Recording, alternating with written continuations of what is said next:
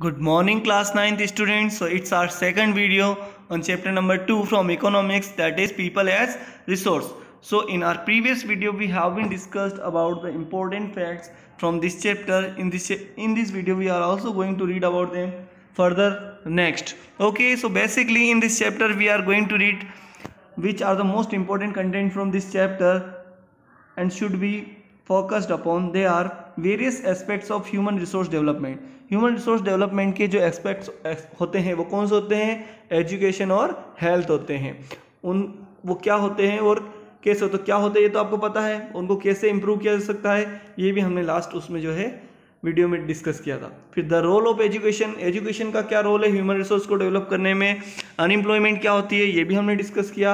And forms of unemployment in India, India में unemployment यानी बेरोजगारी के कौन कौन से टाइप्स या फॉर्म्स यानी रूप है या प्रकार है वो हमने प्रीवियस वीडियो में देखा था।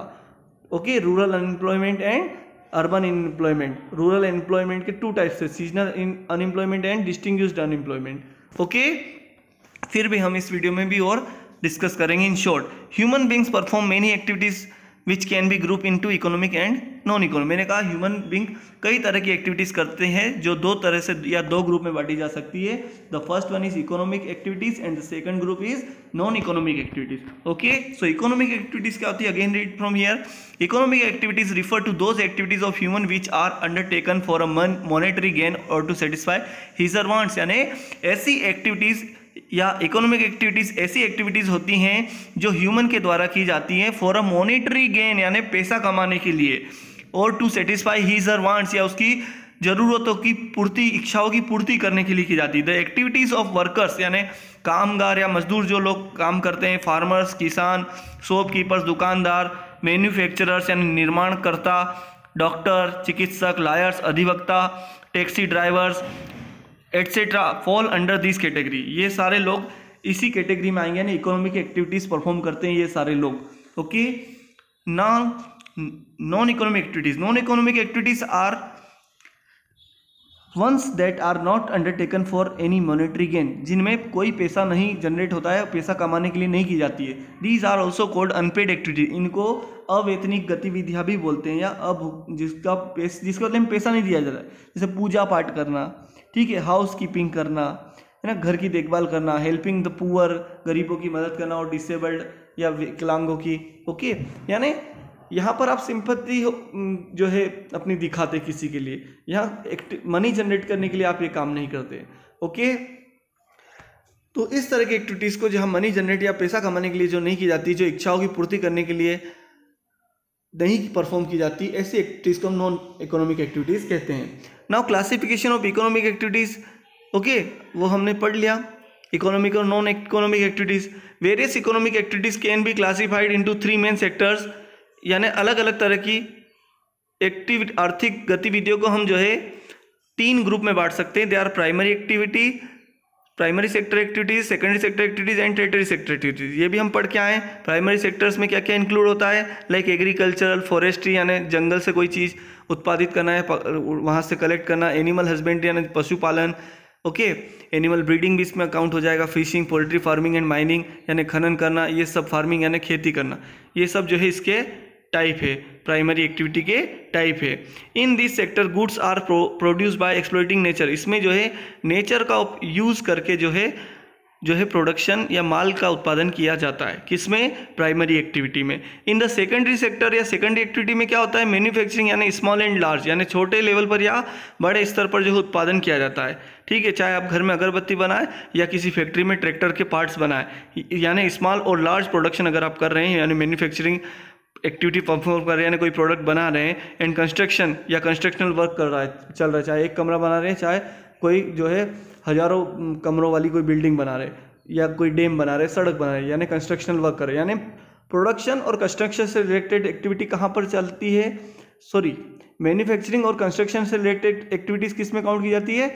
सेकेंडरी एक्टिविटीज़ में। ओके, और प्राइमरी रिसोर्स यानी नेचुरल रिसोर्सेज का यूज़ करके गुड्स का प्रोडक्शन किया जाता है, ये किस में किया जाता है? प्राइमरी एक्टिविटीज़ में। ओके, सेकेंडरी एक्टिविटीज़ में क्या किया जाता है? मैन्युफैक्चरिंग और कंस्ट्रक्शनल एक्टिविटीज़ परफॉर्म की जाती है। और टेरिटरी एक्टिविटीज़ जो होती है वो सर्विस सेक्टर एक्टिविटीज़ कहलाती है। लाइक जैसे डिफरेंट काइंड्स की सर्विस प्रोवाइड करना, transport, education, banking, insurance, health, tourism etcetera. Now student, market activities and non market activities. Again read here. Economic activities, production of goods and services can be classified into market. Economic activities जो कि माल के उत्पादन यानी production of goods से related हो, या services यानी सेवाओं के उत्पादन से, या सेवाओं की सप्लाई यानी सर्विसेज की सप्लाई से, सेवाओं की आपूर्ति से संबंधित हो, ऐसी गतिविधियों कैन बी को हम दो तरह से बांट सकते. पहले तो हमने इकोनॉमिक एक्टिविटीज को 3 ग्रुप में बांटा. ठीक है, प्राइमरी एक्टिविटीज, सेकेंडरी और टेरिटरी एक्टिविटीज. उसके अलावा इन प्राइमरी, सेकेंडरी और ये जो टेरिटरी एक्टिविटीज है, ये तो इकोनॉमिकल एक्टिविटीज के टाइप थे. किसके टाइप से? Economical activity. बट बेसिकली जो है अब इकोनॉमिकल एक्टिविटी 2 टाइप की यहाँ पर यहाँ पर अगेन जो है एक्टिविटीज़ का एक और टाइप आया है, क्लासिफिकेशन आया है. कौन सा है? Market activities and non market activities. Market activities ऐसी एक्टिविटीज़ जो पैसा कमाने के लिए की जाती है. नॉन मार्केट एक्टिविटीज ऐसी एक्टिविटीज़ हैं जो carried out for self consumption यानी खुद के लिए. यानी आप समझ रहे हैं कि अगर आप पैसा कमाने के लिए किसी चीज़ का प्रोडक्शन करते हैं, या कोई सर्विस सप्लाई करते हैं, या कोई सर्विस प्रोवाइड करते हैं, तो वो मार्केट एक्टिविटी हो गई. और अगर खुद के लिए करते हैं तो क्या हो गया? ये सेल्फ कंजप्शन के लिए किया तो नॉन मार्केट एक्टिविटी. जैसे मान लीजिए अंबानी, वो जो है जियो कंपनी, जो उनकी टेलीकम्युनिकेशन कंपनी है, तो वो अगर हमें डाटा पैक अवेलेबल करवा रहा, सर्विस, इंटरनेट सर्विस प्रोवाइड कर रहा, हम उसके बदले में पैसे देते हैं, तो ये मार्केट एक्टिविटी होगी. पर अगर वो जियो कंपनी का मालिक खुद के लिए, खुद की कंपनी से जो है वो यूज़ करता है, डाटा अपने यूज़ में लेता है, कोई बिना कोई पैसे दिए, तो इस तरह की जो है एक्टिविटीज़ क्या हो गई? नॉन मार्केट एक्टिविटीज़ हो गई. समझ में आया आपको? यानी सीधे सा गणित है कि खुद के उपयोग, सेल्फ कंजप्शन के लिए अगर आप प्रोडक्शन करते हैं, या कोई सर्विस का जो है कंजप्शन करते हैं, उसको यूज़ करते हैं, एक्सेस करते हैं, तो वो नॉन मार्केट एक्टिविटीज़ है. और पैसा कमाने के पर्पज़ से आप उसको परफॉर्म करते हैं, कोई चीज़ का प्रोडक्शन करते हैं, उसको बनाते हैं, या सर्विसेज प्रोवाइड करते हैं दूसरे लोगों को, तो ये मार्केट एक्टिविटीज़ हो गई. Okay. Now activities of women. Women's क्या एक्टिविटी करते हैं? Generally look after domestic affairs, घर के काम काज देखती हैं, like cooking of food, washing of clothes, cleaning of utensils, housekeeping and looking after children. But ऐसा नहीं है. इकोनॉमिक्स में जनरली हमारे कंट्री का ऐसा सीनेरियो है, इसलिए ऐसा यहाँ पर लिखा हुआ है. बट वुमेन भी जो है इकोनॉमिकल एक्टिविटीज़ का ही पार्ट है. बट जनरली ये बोला है कि सामान्यतः, सारी नहीं, बट ज़्यादातर लेडीज़ जो होती हैं, वुमेन जो होती हैं, वो क्या काम करती है? ये वो घर के लुक आफ्टर का काम करती है, उनके बेबीज़ को लुक आफ्टर करती है, कुकिंग, फूड कुक करती है, वॉशिंग ऑफ क्लॉथ. बट बहुत सारी वुमेन्स ऐसी है जो मार्केट एक्टिविटीज़ या नॉन मार्केट एक्टिविटीज़ को परफॉर्म करती है, या ये बोल दीजिए इकोनॉमिकल एक्टिविटीज़ को परफॉर्म करती है. तो ये तो स्टीरियोटाइप है, इसको गलत बात है. देखिए, ह्यूमन कैपिटल. ह्यूमन कैपिटल हमने रीड किया था कि अगर किस ऐसा ह्यूमन बींग यानी क्वालिटेटिव ह्यूमन बींग जिनमें स्किल है, प्रोडक्टिव नॉलेज है, उत्पादक ज्ञान है उनका, वो उसके नॉलेज का यूज़ करके कुछ नया कर सकते हैं, ऐसे ह्यूमन बींग्स को हम क्या बोलते हैं? ह्यूमन कैपिटल बोलते हैं. ओके. जो स्टॉक ऑफ स्किल्स होते हैं. पॉपुलेशन यानी human beings become human capital. लोग तब ह्यूमन कैपिटल कहलाते हैं जब वो जो है उनको अच्छी एजुकेशन, ट्रेनिंग और हेल्थ केयर फैसिलिटीज़ अवेलेबल करवा दी जाती है. ओके. तो हम बोल सकते हैं कि अमेरिका का ह्यूमन कैपिटल, अमेरिका की पॉपुलेशन जो है ह्यूमन कैपिटल है वहाँ की. ओके. बट अगर हम कहें कि जो है, आप बोल दीजिए इथोपिया बहुत गरीब देश है, पिछड़े बैकवर्ड कंट्री अफ्रीका कॉन्टिनेंट का, तो वो जो है वहाँ के लोग ह्यूमन कैपिटल नहीं है. ओके. वो डिपेंडेंट पॉपुलेशन है. People as resource we have been read. Okay. Countries working force और we can say work force with skills and abilities are known as resource. Okay. और we can say people as a resource. Human capital formation कैसे होगा? जब हम उन्हें education और health facilities और training provide करेंगे. Now students, quality of population. The quality of population depends upon the literacy rate. यानी किसी देश की जो जनसंख्या या लोग हैं, उनकी क्वालिटी यानी गुणवत्ता किस पर डिपेंड करती है, किस पर निर्भर करती है? उस वहाँ की लिटरेसी या रेट यानी साक्षरता दर पर, कि वो कितने पढ़े लिखे हैं. लाइफ एक्सेप्टेंसी यानी वहाँ पर औसत जीवन काल कितना है, लोग कितना जीते हैं जनरली. ठीक है. जैसे पहले इंडिया का 30-35 ही था, आज से लगभग 100-150 साल पहले. लेकिन अब हम देख रहे हैं कि जो है हमारे जो है लाइफ एक्सपेक्टेंसी बिटवीन 60 to 70 हो गया. Skills formation acquired by the people of the country यानी लोगों के द्वारा अर्जित की गई कार्य कुशलता है कि परफेक्शन यानी उन्होंने क्या क्या सीखा जिसके थ्रू अलग अलग इनोवेटिव काम कर सकते हैं. Now role of education, education का क्या रोल होता है किसी कंट्री के ह्यूमन रिसोर्स को या ग्रो करने या डेवलप करने में या किसी कंट्री की ग्रोथ करवाने में। Education is the most important component of human resource development. ये ह्यूमन रिसोर्स डेवलपमेंट यानी मानव विकास के लिए सबसे महत्वपूर्ण कारक या फैक्टर माना गया है या कंपोनेंट माना गया है किसको, एजुकेशन को। इन view of its contribution, education के योगदान को देखते हुए, शिक्षा के योगदान को देखते हुए towards the growth of the society, समाज के विकास में, गवर्नमेंट एक्सपेंडिचर ऑन एजुकेशन, सरकार जो है शिक्षा पर खर्च करती है अपने जीडीपी का, यानी टोटल जो किसी, मैंने आपको बताया जीडीपी क्या होता है, पिछले वीडियो में बता चुका हूँ कि किसी पार्टिकुलर एरिया में किसी पार्टिकुलर ईयर में देश के सभी फैक्ट्री कारखानों से उत्पादित माल यानी जो बन चुका है, जिसकी कीमत को, जिसकी कॉस्ट बताई जा सकती है, जो फिनिश्ड है, तैयार है यूज़ के लिए, और सर्विसेज ओके जो सप्लाई के लिए तैयार है, प्रोवाइड, यानी गवर्नमेंट जो है अपनी जीडीपी का यानी पूरे साल भर में जितना भी फिनिश्ड प्रोडक्शन है और सर्विसेज हैं जिनकी कॉस्ट को जो है कॉस्ट बताई जा सकती है, उसका कितना 0.64% खर्च करती थी 1951 ड्यूरिंग द ईयर 1951 टू 1952 के सेशन में, और जो है 3.98 हो गया टोटल जीडीपी का 2002 से 3 में, और अब जो है अभी 6% डिक्लेयर कर दिया नई एजुकेशन पॉलिसी में। हालांकि अभी 4.5 ही हो रहा है, बट हमारी गवर्नमेंट ने 6% ऑफ आर टोटल जीडीपी जो है स्पेंड करने का बोला है, किस पर, एजुकेशन पर। देखिए हेल्थ और एजुकेशन ये दो फैक्टर है किसी कंट्री के ह्यूमन को क्वालिटेटिव या ह्यूमन कैपिटल बनाने के, या उसको जो ह्यूमन रिसोर्स में कन्वर्ट करने के, या उस कंट्री की ग्रोथ को बढ़ाने, या उस कंट्री की इकोनॉमिकल ग्रोथ में। तो एजुकेशन हमने पढ़ा। अब health, health is another very important component of, health क्यों है इसका हम पढ़ के आए, क्योंकि अगर कोई हेल्थी ह्यूमन रिसोर्स नहीं है तो वो तो डिपेंडेंट हो गया, वो तो वर्किंग नहीं हुआ, और हेल्थी होगा तो वर्किंग होगा, वो वर्क फोर्स में काउंट किया जाएगा।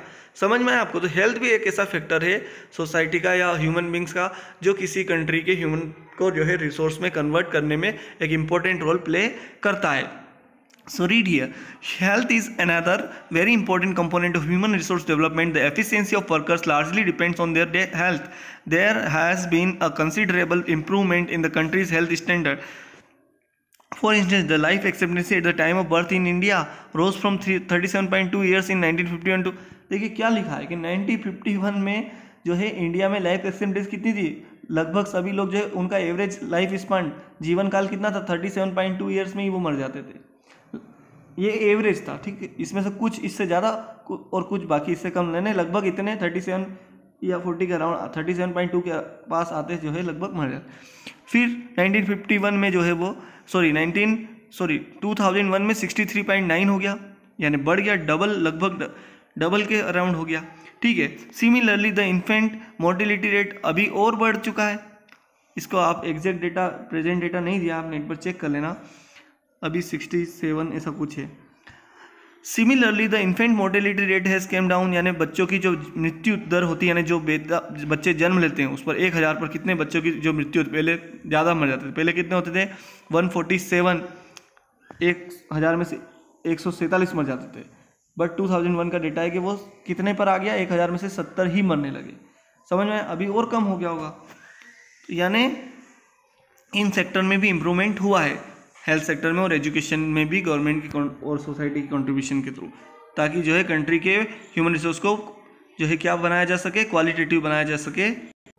Now student we are going to read about unemployment. Unemployment means when unemployment exist, यानी बेरोजगारी तब होती है when people who are willing to work, जब लोग काम करना चाहते हैं, एट द प्रिवेलिंग वेज, यानी जितनी मजदूरी दर चल रही है आपके देश में उस रेट पर काम करने चाहते हैं, स्किल भी है, but can not find jobs, पर उन्हें काम मिलता ही नहीं है। When we talk of unemployment people we refer to those in the age group of 15 to 59 years, यानी अनएम्प्लॉयड पीपल किनको कहा जाएगा, जिनकी उम्र 15 से 59 वर्ष, यानी 15 to 59 ईयर्स के तक हो, यानी 15 ईयर्स से लेकर तो 59 ईयर्स तक के लोग जो है अनएम्प्लॉयड कहे जाएंगे, अगर उनके पास स्किल है और वो काम करने के लिए तैयार हैं और वो उसी रेट पर काम करने के लिए तैयार है जितना उस काम के लिए दिया जाता है, पे किया जाता है, बट उनको काम नहीं मिलता है। This situation is known as unemployment.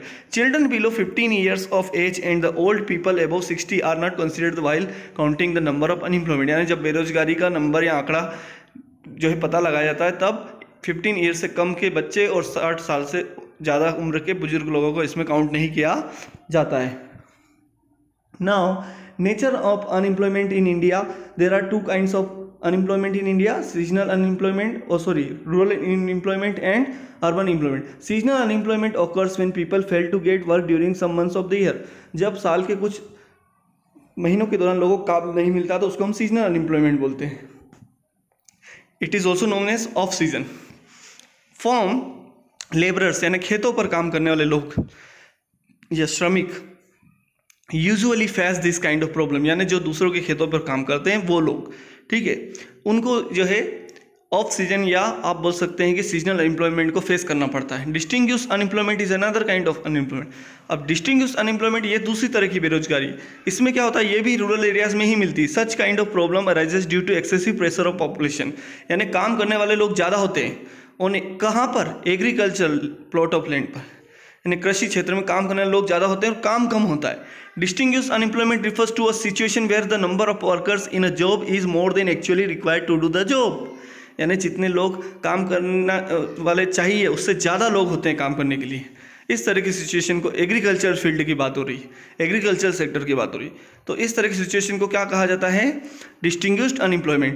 The extra number of workers are distinguishedly unemployed, और वो अनएम्प्लॉयड ही बने रहते हैं। कॉन्सिक्वेंसेज ऑफ अनएम्प्लॉयमेंट यानी बेरोजगारी के प्रभाव या परिणाम क्या होते हैं। Unemployment leads to wastage of man power resource, ये हम पढ़ चुके हैं कि अनएम्प्लॉयमेंट जो है मेन पावर को यानी ह्यूमन रिसोर्स को वेस्टेज यानी उसको व्यर्थ या बर्बाद कर देता है, बेकार बना देता है। Unemployment tends to increase the economic overload that is the dependence of the unemployed on the working population. Unemployed जो है क्या करता है, इकोनॉमिक ओवरलोड यानी आर्थिक भार बढ़ा देता है एम्प्लॉयड पीपल के ऊपर यानी वर्किंग पॉपुलेशन के ऊपर। अनएम्प्लॉयमेंट में lead to an increase in social unrest and tension, यानी अनएम्प्लॉयमेंट जो है क्या कर सकता है, अपने सामाजिक ताने बाने को जो है उसको ब्रेक कर सकता है, सोशल फैब्रिक को ब्रेक कर सकता है। Okay, so student I hope आपको समझ में आएगा। In this way this chapter is over now, then we will in our next video we will move towards the next chapter. It might be chapter 1, 3, 4. Okay, the last chapter has been removed from your economics for this year by CBSE. So student, if you have any doubt you may drop a message on my personal number. Okay, thank you.